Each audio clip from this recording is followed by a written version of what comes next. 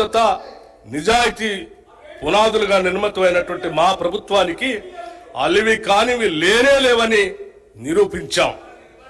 ఇందుకు తొలిమెట్టుగా రాష్ట్ర మహిళలందరికీ ఇప్పటికే మహాలక్ష్మి పథకం కింద ఉచిత ఆర్టీసీ బస్సు ప్రయాణం కల్పించాం. ఆరోగ్యశ్రీ పథకం కింద అర్హులైన వారందరికీ వైద్య ఖర్చుల నిమిత్తం 5 లక్షల రూపాయల పరిమితిని 10 లక్షల రూపాయలకు పెంచడం మా ప్రభుత్వ చిత్తశుద్ధికి నిదర్శనం. మహాలక్ష్మి పథకం కింద 500 రూపాయలకే గ్యాస్ సిలిండర్లను అర్హులైన వారందరికీ సరఫరా చేస్తున్నాం. పేదలకు సొంతింటి కల నెరవేర్చే ఇందిరమ్మ ఇళ్ల పథకం కూడా ప్రారంభించాం. నెలకు 200 యూనిట్ల విద్యుత్తును అర్హులైన వినియోగదారులకి ఉచితంగా ఇస్తున్నాం. ఈ పథకాలన్నీ మా ప్రభుత్వం ఏర్పడిన కొద్ది రోజుల్లోనే మేము ఇచ్చిన హామీలకు అనుగుణంగా అమలుపరిచాం. ఇది మా నిజాయితీకి నిదర్శనం. రైతు భరోసాతో పాటు ఇతర హామీలన్నింటినీ సత్వరమే పూర్తిగా అమలు చేసి తీరుతాం. ఒక్క ముక్కలో చెప్పాలంటే ఎన్నికల సమయంలో ఇందిరమ్మ రాజ్యాన్ని తెలంగాణలో స్థాపిస్తామని ప్రజలకిచ్చిన వాగ్దానాన్ని నిలబెట్టుకోవటానికి నిరంతరం కృషి చేస్తాం. బడ్జెట్ అనేది కేవలం అంకెల సమాహారం కాదు, అది మన విలువల మరియు ఆశల వ్యక్తీకరణ కూడా. The budget is not just a collection of numbers but also an expression of our values and aspirations.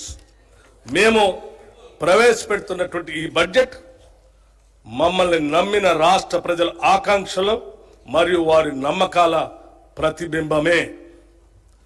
Telangana రాష్ట్ర ఆర్థిక స్థితిగతుల గురించి 2023-24 సంవత్సరానికి ప్రపంచ ఆర్థిక వ్యవస్థ 3.2% అభివృద్ధి చెందింది. ఇదే కాలానికి భారతదేశ ఆర్థిక రంగం 7.6%, తెలంగాణ 7.4%గా వృద్ధిని నమోదు చేశాయి. అంటే గత సంవత్సరంలో తెలంగాణ వృద్ధి రేటు జాతీయ వృద్ధి రేటు కన్నా తక్కువ అని గమనించాలి. 2023-24 ఆర్థిక సంవత్సరంలో తెలంగాణ స్థూల రాష్ట్ర దేశీయ ఉత్పత్తి జిఎస్డిపి ప్రస్తుత ధరల ఆధారంగా లెక్కిస్తే 14,63,963 కోట్ల రూపాయలు. గత సంవత్సరంతో పోలిస్తే 11.9% వృద్ధి రేటు నమోదైంది. జాతీయ స్థాయిలో ఈ వృద్ధి రేటు 9.1%గా ఉంది. ఆదాయ వృద్ధితో పోల్చినప్పుడు పెరిగిన రుణం వల్ల ఖర్చుల కోసం ప్రభుత్వం రుణాలపై భారీగా ఆధారపడిందన్న విషయం స్పష్టమవుతా ఉంది. ఇటువంటి పరిస్థితి ఆర్థిక సుస్థిరతకు ప్రమాదం కలిగించేటువంటి అవకాశం ఉంది. ఆదాయాన్ని మించి రుణం నిరంతరంగా పెరుగుతుందంటే కఠోర ఆర్థిక సంస్కరణలు తీసుకురాని పక్షంలో తెలంగాణ ఆర్థిక స్వస్థత ప్రమాదంలో పడుతుంది. దాన్ని నివారించాలంటే ఆర్థిక వ్యయాన్ని ఆదాయాన్ని సమన్వయపరిచే చర్యలు తీసుకోవాల్సినటువంటి అవసరం ఉంది. 2023-24 సంవత్సరంలో ప్రస్తుత ధరల ప్రకారం రాష్ట్ర తలసరి ఆదాయం 3,47,299 రూపాయలు, జాతీయ తలసరి ఆదాయం 1,83,236 రూపాయలు. దీనితో పోలిస్తే తెలంగాణ తలసరి ఆదాయం 1,64,063 రూపాయలు ఎక్కువగా ఉంది. కానీ అదే సమయంలో తలసరి ఆదాయ స్థాయిల్లో జిల్లాల మధ్య తీవ్రమైన అంతరం కూడా ఉంది. ఉదాహరణకి రంగారెడ్డి జిల్లా తలసరి ఆదాయం 9,46,862 రూపాయలు కాగా వికారాబాద్ జిల్లా తలసరి ఆదాయం 1,80,241 రూపాయలు. దీనిని బట్టి వివిధ జిల్లాల మధ్య ఆర్థికాభివృద్ధి సమాన స్థాయిలో లేదని తెలుస్తా ఉంది.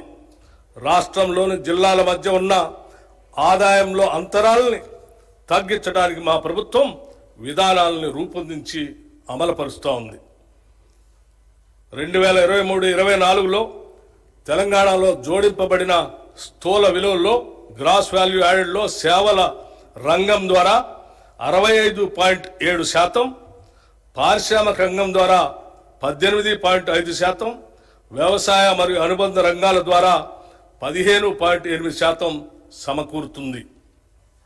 ప్రస్తుత ధరల ప్రకారం 2022-23తో పోల్చినప్పుడు 2023-24 వ్యవసాయ మరియు అనుబంధ రంగాల జోడింపబడిన స్థూల విలువ 4% వృద్ధి చెందింది. రాష్ట్ర జనాభాలో 47.3% మంది ప్రజలు ఈ రంగంపైనే ఆధారపడి జీవిస్తున్నందువల్ల తెలంగాణలో జీవన ప్రమాణాలు పెంచడానికి ఈ రంగం యొక్క ఆర్థిక